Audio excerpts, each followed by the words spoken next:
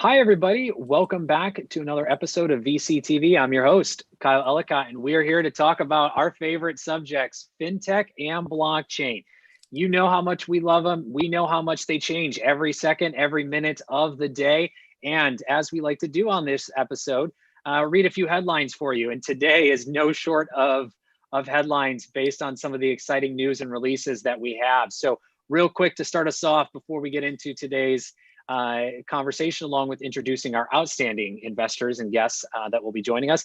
Ethereum 2.0 has launched. Today, the Genesis block has been released. So Ethereum 2.0 Beacon Chain was launched today, December 1st, 2020, a day to celebrate in the history of this industry and where things will be going from here, as there's some exciting opportunities and work that will be done around that as well. And we'll be talking more. But fun fact, the Genesis block, like others in blockchains, had a little secret message in it. And today's message was Mr. F was here.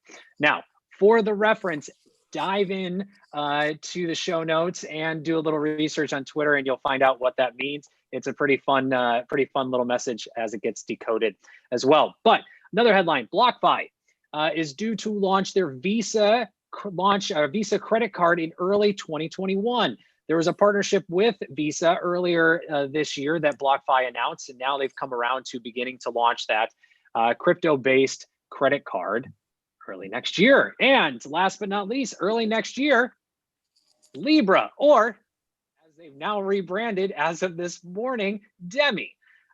Libra is due to launch in January 2021, as they have announced. We'll see how that rolls out. But they've also rebranded as of today, December 1st, to Demi in anticipation for this upcoming launch. The Libra Association has also followed that rebranding and have named the Demi Association as well. They also have released some new documentation, some new open APIs for early development of some testing applications if those are looking to build and develop on it. And as we also like to do on this show, read a little fun fact about DeFi. According to DeFi Pulse, we sit above slightly around $14.5 billion in TLV, total lock value, around decentralized finance applications. For those that are keeping notes, when we talked about this subject yesterday, we were just over 14 billion. When we talked about this subject back in May, we were at just over $1 billion. So in less than 6 months, we have gone from 1 billion to over $14.5 billion in total lock value around decentralized applications. So got more to talk about, more to say, but before we get into that, a big thank you for you, our audience, for tuning in. If you're loving what you hear today, make sure you click that subscribe button to tune in all day, every day, on all episodes of VCTV as we talk about different technologies, industries, and regions around the world. Make sure you know what you need to know, whether you're investing or building in the blockchain and fintech and all other industry spaces as well.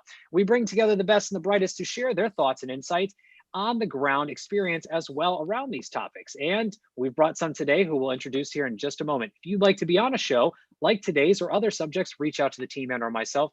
Love to find the right spot for you. Entrepreneurs, this is not just a show for investors. This is also an opportunity for you. We've got less than a month left in 2020. What better way to end the year and kick off another than getting up on our virtual stage here at VCTV to pitch us as investors and entrepreneurs focused on your area to get real-time feedback on your company, product, or service, build foundational relationships with each and every one of us, and exposure to our live audience. Reach out. We'd love to find the right spot. And last but not least, a huge thank you to the LATOKEN team and to Maria for making VCTV possible every single day and bringing us all together in this new virtual and digital world that we live. And let's go ahead and kick it off and introduce each and every one of our outstanding investor panelists who are joining us to talk about fintech and blockchain today. Matthew, let's go ahead and kick it off with you today. It's a pleasure to have you back. A little intro and a little background. Thanks a lot, Kyle. I'm Matthew Lemerle. I'm based here in Silicon Valley. It's where I've been stuck for ever since March. I normally travel extensively to Europe and to Asia, but there's some silver linings in this terrible pandemic. I run with Alison Davis, the world's leading blockchain venture fund of funds. So we are investors in 15 blockchain venture capital firms in Asia, Europe, and North America. And through them, we're investors in, I just counted it up, 20 blockchain unicorn companies and projects. So we're excited by that. But more importantly, we're excited by this space. And it's interesting that Facebook has called it, renamed its wallet Novi and its currency Diem, which for those of you who know Latin, that those two words put together mean new day. It's a new day. And I think that's a lot of what this is about. So clever Facebook coming up with those words, and looking forward to this event right now. Awesome, wonderful, and we're definitely going to be diving into that. And thank you, Matthew. It's a pleasure to have you again. Adrian, a little intro and a little background. Welcome back. Hello, everybody. Happy to be here again. My name is Adrian Niculescu. I'm involved in a few projects. CloudCoin Consortium, which is CloudCoin is a post-blockchain digital currency. I'm involved also with Faster Capital, which is a Dubai-based incubator and accelerator for companies, and a mentor in Richard Branson's Virgin Startups. Happy to be here.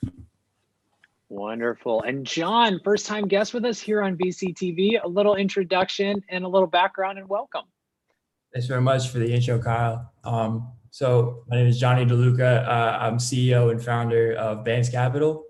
And I started out in crypto and blockchain, working for a few different firms. And I founded a Bitcoin faucet in high school and ended up selling it around the end of high school and ventured out to start up my own hedge fund around 3 or 4 years ago.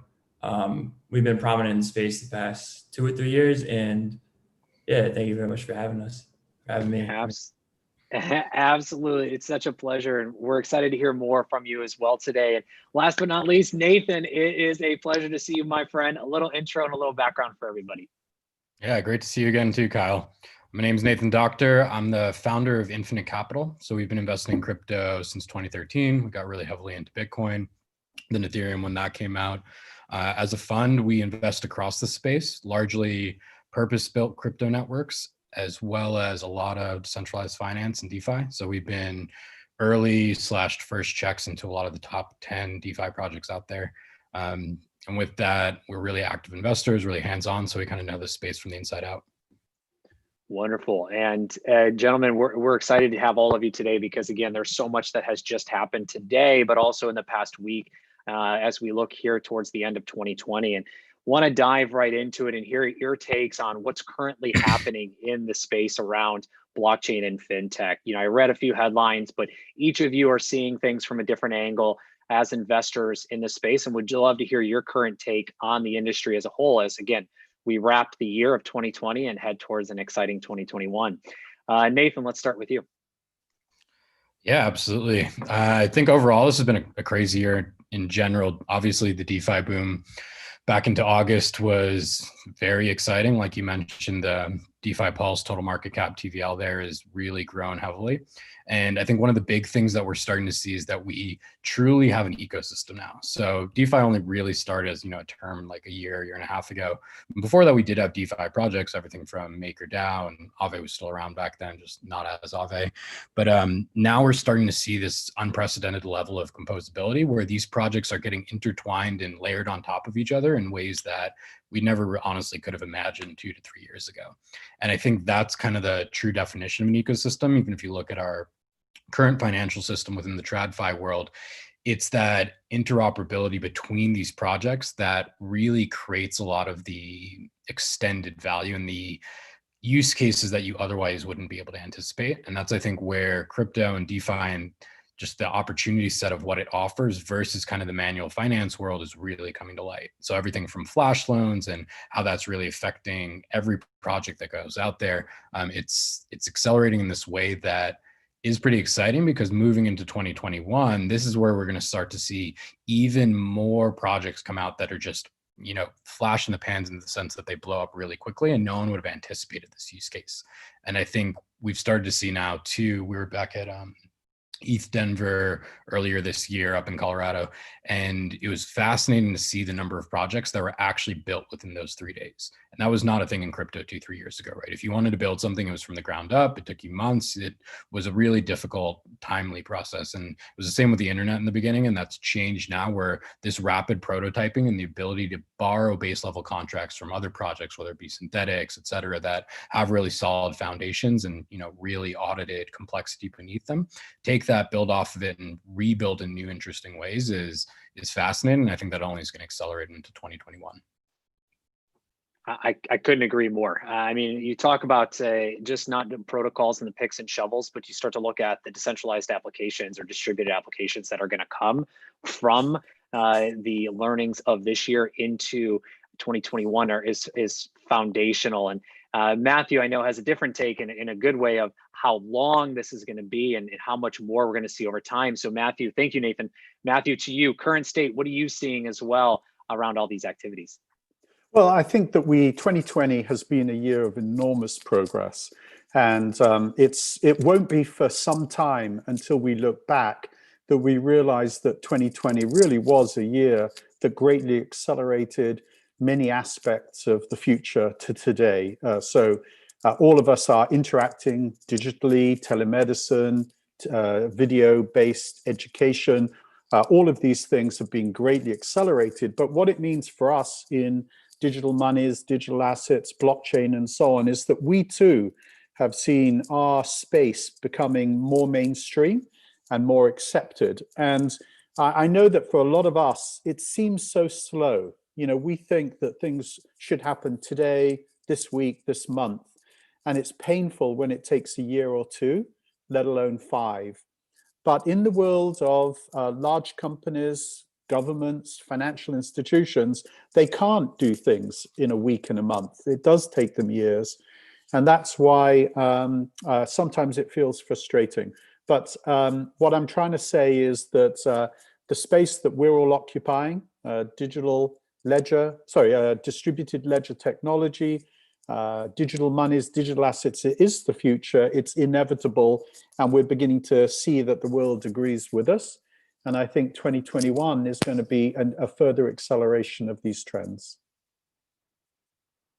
Agree. Couldn't agree more. I think we're so far 2 for 2 on the same page. John, what are you seeing as well? Current state, how are you seeing things from your side as well, being in this space? I think, as both Matthew and Nathan definitely mentioned, has definitely created this new level of progress within the industry. And I think that, for example, something like Nathan was mentioning, flash loans being introduced for these new projects is something that the traditional and legacy financial industry has never really seen before. And I think that 2021 is really going to introduce the power of accessing that with being able to build applications much more faster and having a much quicker access to liquidity and resource overall. I think that DeFi overall has really put as well sort of this ultimatum almost within global finance that has sort of showed everyone really what is possible via a currency that is purely digital or existent on the internet. So I think that 2021 will definitely take a lot of the strengths and a lot of the progress that was made in 2020 and take it to a level that's more that we haven't seen before in crypto overall, that I think is, foundational with now this institutional foundation that we have that is being introduced at the moment. So I think that 2021 will be a result of using that now. Thank you. Adrian, to you. One very interesting thing I'm seeing is the enhanced presence of family offices in this space. A few years ago, they were little interested in these new technologies in crypto, especially because it was too risky for their portfolios. But in the last 2 years, because I work with few family offices, I see a huge interest and everybody's looking for the next big thing. And this trend will be higher in 2021 because sometimes, in most of the occasions, they speak one with each other. And if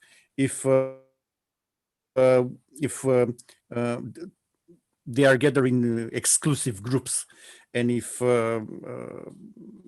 one family office is making an investment in a new technology or something like that, immediately the peer group, they want to get in the soonest possible.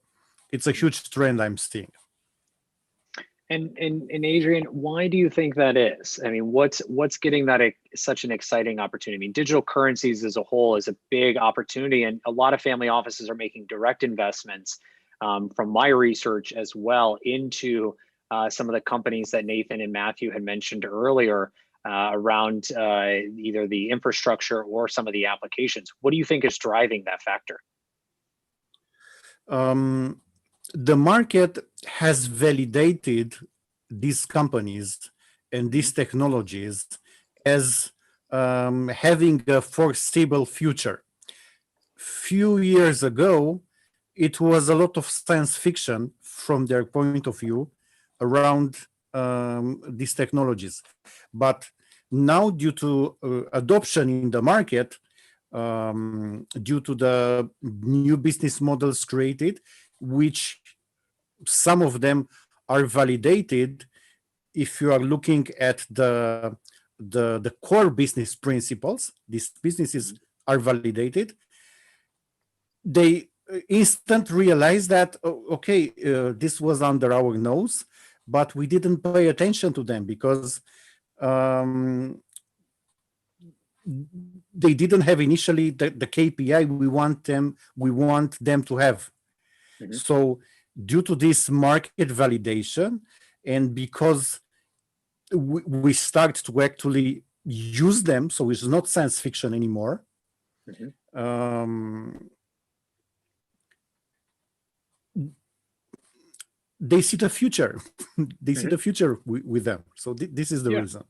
I think that's a great point. And Nathan and Matthew, I want to come to you as well on this question of family offices. We're seeing on a new investment level as well. So again, family offices going direct, maybe not necessarily in the digital currency space, but also looking at direct investments. And Matthew, you run a very, I will say on my own notes, a very successful and very well-known fund of funds, and also funds investing in the space, probably talking to a lot of family offices, both single and multi. What are your thoughts as to why and how they're getting into the space? Yes, so I think that it's taken a while for people to sort of unbundle this space. And we did make things confusing for them because, of course, we have the underlying technology, but we also have the crypto assets and cryptocurrencies that are built on top of that technology. And all of those things are investable. They're not all good investments, but you can certainly put money into them.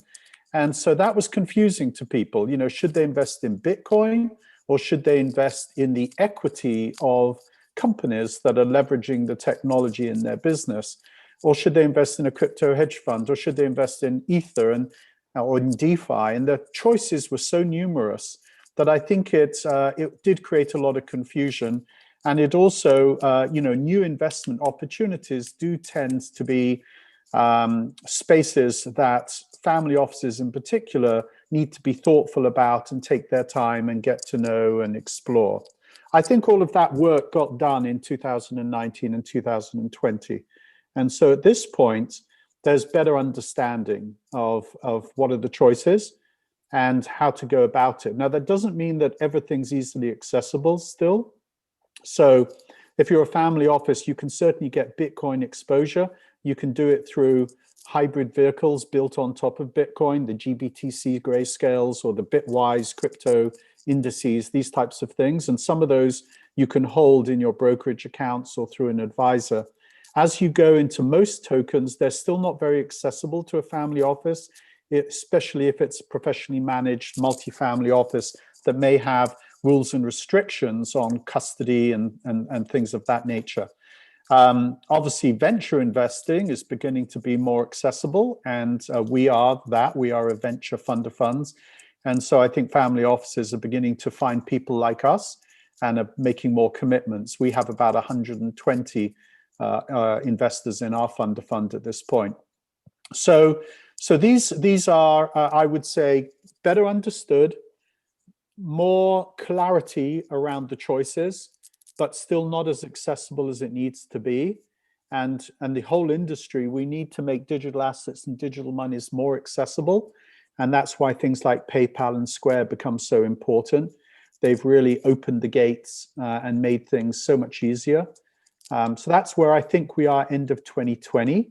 By the end of 2021, I think the access issue will have gone away. I think that the world's biggest banks, financial advisors, registered investment advisors, private banks in every continent will have these products available routinely, and it will become very, very easy. So I think the access issue gets solved in 2021, but the understanding issue got solved in 2020.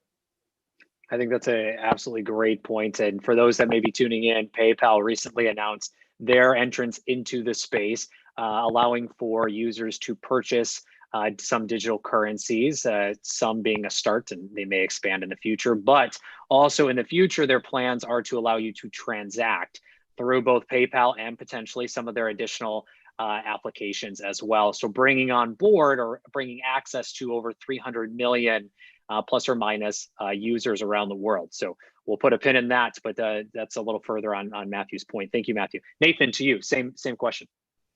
Yeah, so the exciting thing about family office institutional space for me is what's happened the last few weeks, this last month, the run we've seen in Bitcoin, corresponding moves in Ether.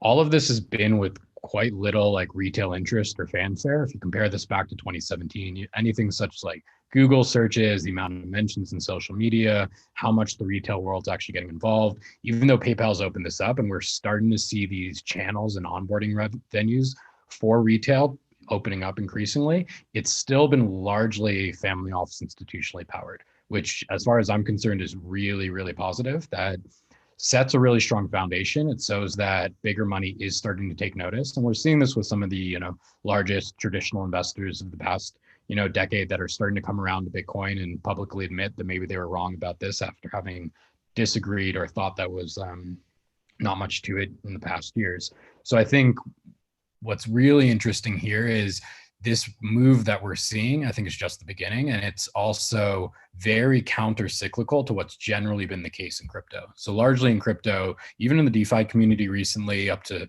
the run in 2017, back to 2013, it's largely been retail driven, where retail fervor, a level of like mass adoption, even within a small group, is what's pushing the price. And that's not the case that's happening here with Bitcoin Ether, which sets it up for a really strong foundation. And when that move does come in, only accelerates it and adds fuel to the fire. So I think we're in for a really interesting 2021 and 2022, not even to like touch on the global macro pieces of why that should continue even further. Well, touch on it. Tell us a little bit more about the global macro picture. I mean, we also had huge hedge funds starting to get into this space in recent announcements. We have MicroStrategies who made huge waves. Square saw numerous gains in on their balance sheet this year from their digital currency business. But that aside, and Nathan, take us a level deeper but higher in terms of the macro picture and why that will continue. Yeah, of course. And that's a great point you touch on there. Like, we're seeing a lot of corporations too putting serious Bitcoin or dollars to work into Bitcoin. And these are just huge amounts of capital that are starting to see that this is a safe asset class. And on top of that, it becomes an inflation hedge. So on the global macro side, I think the big thing here is ever since the stimulus and the way we've been running QE from 2020 and the ways that we can expect that to continue come 2021, once we've had the full change of the guard and the president and in the political leadership that is, I expect that we only see this kind of market trend continue as far as the valuation increase in real estate asset class, stock market, and cryptocurrency space. As far as I'm concerned, it seems like these asset classes aren't slowing down, and for good reason. It's not that the stock market is creating that much value this past year, but it's rather that dollars are inherently becoming devalued. And on a dollar value basis, or majority of investors are realizing they want to put this to work in hard assets. And so I think with that, crypto and the ecosystem it offers not only offers some of the highest upside there, but also really solid liquidity and is starting to come around as a relatively safe value play comparable to gold, but with better upside. So yeah, on the global side, I think that only continues. Economic instability only continues. We're starting to see this really interesting divorce between the economic climate that, you know, most people feel and what actually is happening in Wall Street and money managers. And I think that's having a lot of repercussions and implications for Bitcoin over the next 2 years, and off of that, the entire crypto space. And thank you, Nathan. John, anything to add on to Nathan's point there?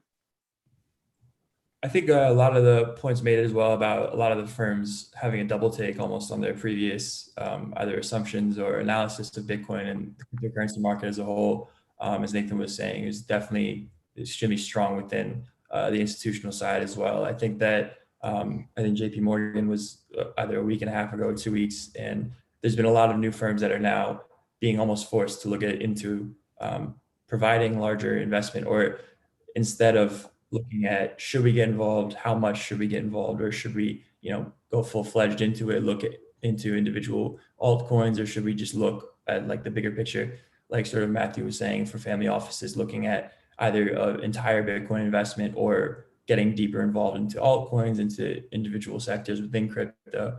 But yeah, I think overall that pretty much is exactly what it. Yeah. JP Morgan, as you mentioned, to me personally, is this little sneaky. I feel like they have plenty they're already doing, but are trying to figure out when to talk about it, if anything. And we've seen that with the releases of Project Ubin and some of their work in Singapore, to the JPM coin, to the transfer of Quorum. They're tiptoeing around. That's my personal opinion. So that's not the opinion of the panel, but Ethereum 2.0. So big news. I mean, this is a huge, big forward step for the industry overall. It doesn't matter the digital currency side. This is an infrastructure upgrade, unlike we've seen in many industries throughout different technologies as they've come into play. This could change and should change the game for the next wave of applications. Matthew, you and I have talked on previous episodes here at VCTV and offline about this being the 40 to 50 year play in terms of how this industry is growing and the changes in guard of infrastructure. How will Ethereum in 2.0, this launch, really change the industry as we know it? Yes, so if we think about this as a technology stack, at the base we have the foundational layer, then we have the transactional layer, and then we have applications built on top. All of us have been a little disappointed that the enterprise applications have not gone live. And we talk a lot about things like provenance tracking through supply chains of large companies globally, so we all know where our lettuces or our chickens came from and so on. The reality is the foundational layer is not yet ready for the type of throughput and capacity and speed at dramatically low cost that is required to support those sort of global visions. It will be, but it takes time. And some of the design choices around immutability and transparency that are designed into the Bitcoin blockchain are actually challenges that make throughput and speed and cost a challenge. So where we are right now is fantastic computer scientists and engineers around the world are collaborating to try and debottleneck blockchains. And so when we read about Ethereum 2 or Polkadot or the improvements around the Lightning Network and other things around the Bitcoin blockchain, what's really going on is that the computer scientists are working on evolving the underlying foundational layer so it's capable and fit for purpose for the large applications that we want to ride upon it. Now, you know, you said at the beginning, Carl, it's fantastic news that DeFi has gone up from 1 billion to whatever it is now, 15 or 20 billion, and I agree. And it sounds like a lot to us. But to put that into context, my wife was the CFO of BGI BlackRock that manages $7 trillion. And for them to embrace this space and move their funds to digital representations, they need to know that the infrastructure can cope with, add a zero or a couple of zeros on the number in a safe and reliable way. And that's the other issue. What these fantastic computer scientists need to do is not just upgrade the throughput and capacity and speed and lower the cost of all of that transacting power in the foundational layer. They also have to make it more safe and more secure. And we're simply seeing too many hacks and too many breaches included in the decentralized finance community. And these are not of the blockchain. That's not what's being hacked and cracked. It's all of the activity, the software that's built around it.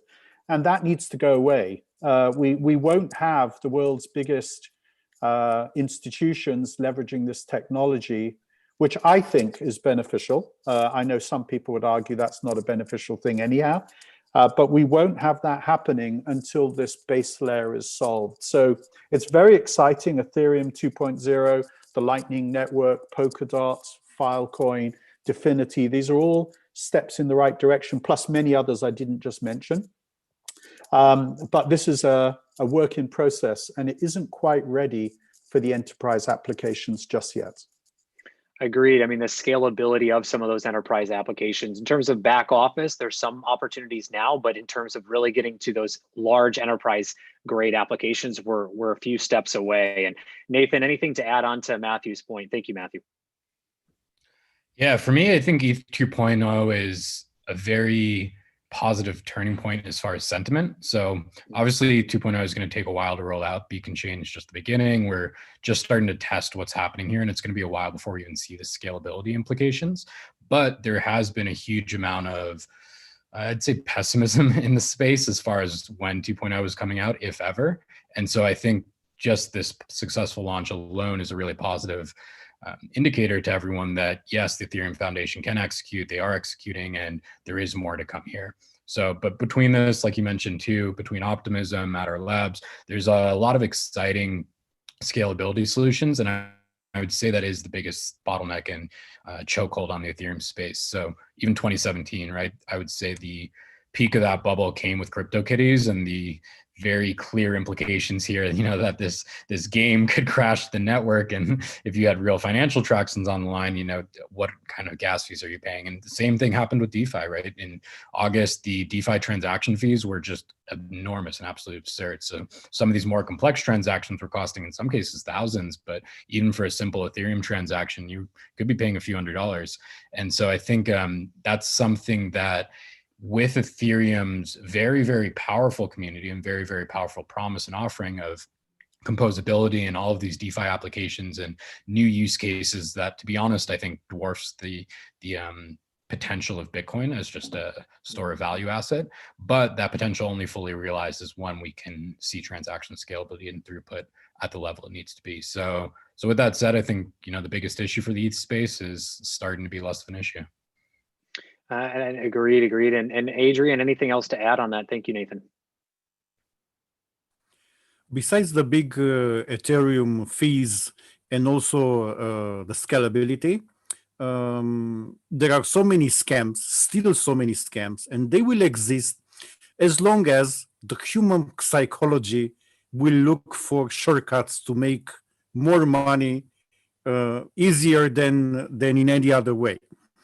The good thing is that the market is better and better educated, and this effort by LATOKEN and VCTV is part of educating the market to understand where to look, how to evaluate, to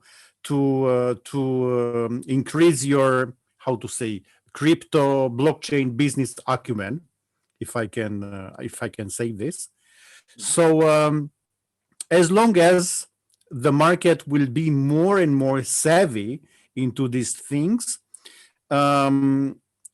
Ethereum will gain more and more credibility, because at the end of the day, to be adopted also by some investors who are staying away, it needs to be credible. Mm-hmm. So I'm looking for big efforts towards this type of credibility, which is not the credibility towards like retail players, people who are putting, I don't know, 100, 1,000 here and there. And I believe that Ethereum 2.0 will have a massive shift in this direction. Will take a year or 2 or 3, but this is the direction. Well, and with that, thank you, Adrian. With that, I want to come to everyone for closing thoughts. And in your closing thoughts, would love to hear maybe one area of opportunity that people should be paying attention to if they're looking to invest and or build in this space. And then where can everyone find you online as we're coming close to the top of the hour? So, John, I want to start with you. Where is an area of opportunity you think people should be focusing on, again, if they're looking to invest and or build? Any closing thoughts? And then where can everyone find you online to continue the conversation? I think right now at the intersection of gaming, esports, and cryptocurrency and sort of molding it all together, I think that right now it's one of the biggest growing industries that's really showing its teeth right now, especially with current Ethereum 2.0 upgrades. I think that space, as well as the DeFi space, are two that are going to definitely definitely going to emphasize each other's strengths. And I think that the 2021 market will definitely put a lot of emphasis on that. And yeah, I think if for reaching out, you can reach out to me at John, JOHN at Bands Capital, bands.capital, BANZ.CAPITAL, and then on Twitter at John Iadeluca, John, JOHNIADELUCA. Thank you, John. Adrian, to you, area of opportunity, closing thoughts, where can you be found? The biggest opportunity is to unlearn the things who are not working or which are not working or which are obsolete, and to learn new things because the world is changing so fast. I can be found on LinkedIn. Of course, I have my blog. I'm on all the social media websites, but the best hub for communication is LinkedIn. Thank you very much for having me here. By the way, today is Romania's National Day, 1st of December. A great day for our nation, I would say. Congratulations, Adrian. Thank you. And Nathan, to you, area of opportunity, closing thoughts, and then where can everyone find you as well? Oh, Nathan, you might be muted there. Can you hear me now? Okay, there we go. Clear. Yep. So as far as areas of opportunity, one sector we're really excited about, particularly within DeFi and outside of it, is the derivative space. So I think as crypto networks just allow financial primitives to really accelerate, there's a lot of interesting TradFi derivatives that don't yet exist on crypto. So in a fully decentralized way, and we're starting to see more and more of that. So from the options world into the futures world, we're really excited about FutureSwap. They have an upcoming launch. And then we're also starting to see a lot of layered derivatives. So things like LATOKEN, where you can actually automate the staking function away of, say, Synthetics, Kyber, KNC, or Aave in a way that allows you to set and forget and not have to weekly manually manage these positions. So it's kind of a move towards the consumerification of DeFi, where we're opening those floodgates for non-technical, non-like crypto savvy investors to take full advantage of the DeFi opportunity in the world. As far as finding me, I'm on Twitter at Nathan Doctor. That's the easiest place. We also have a website, infinitecapital.io. Wonderful. Thank you so much, Nathan. And Matthew, before closing thoughts, I have one question I forgot to throw in for you, and that is, how can crypto help the planet? I know you have some efforts. We missed talking about this, so I apologize, but I'm throwing it in and giving you a layup here. How can crypto help the planet? Kyle, you're always the best, and thank you. This is a very self-serving call out. However, today we just launched Universal Carbon. universalcarbon.com. It's the world's first tokenized and fractional red carbon credit. What that means is that if you go and find out about it and you buy some, you're doing good for yourself, you're doing good for the world, you're actually creating more demand for carbon credits that are helping save the rainforests of the world. So this is clean crypto. Climate meets crypto. And if any of you have wallets, exchanges, or other forms of digital distribution, and you want to get on the movement and take universal carbon and make it available to your customers, one thing we know is that 90% of digital and crypto friendly customers care about the climate. They want to make a change, and this is the easiest way to do it. It's the first tokenized fractional carbon credit in crypto format. Please go and look at universalcarbon.com. And thank you very much. As always, Carl, just put a .com on Fifth Era or Blockchain Co-Investors, and you can find out about me and contact me there. Wonderful. And John, Adrian, Matthew, Nathan, thank you all very much for joining today's conversation. There's a lot more to be talked about. We're actually going to be talking about this subject again later this week because so much more is to be had around this. So thank you all for sharing your thoughts and insights around the areas of fintech and blockchain. Again, to our audience, please do reach out to each of our investors that were on today's panel. Make sure you add context when you do, as I'm sure they would love to continue the conversation. But again, context, where you found them, where you heard from them, what you would like to continue the conversation about with. And a huge thank you for you tuning in. If you're liking what you hear, click subscribe, give us a thumbs up, do reach out if you'd like to be on a show like today, whether as an investor like those that joined today to share your thoughts and insights, or as an entrepreneur to pitch us on the virtual stage here at VCTV, your company, product, or service to get real-time feedback, build foundational relationships, and get exposure to the entire live audience we have here at VCTV. Do reach out to the team and or myself, and we'd love to find the right spot for you. Thank you, Matthew. And a huge thank you to the LATOKEN team and to Maria to making VCTV possible every single day and bringing us all together from around the world to one single location for you.